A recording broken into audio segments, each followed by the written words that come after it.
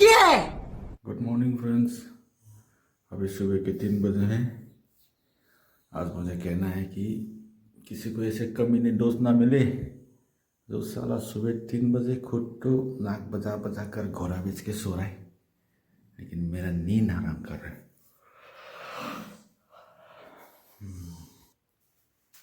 अभी हम लोग होटल में हैं, टापुरी जू, अरुणाचल में।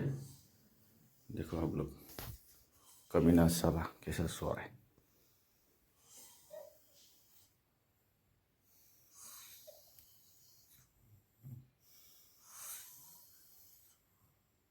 और अभी तो रुको, क्लाइमैक्स अभी बाकी है।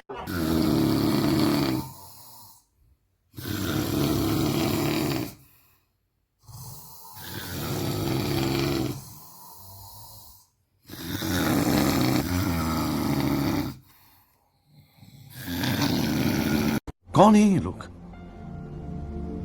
कहां से आते हैं ये?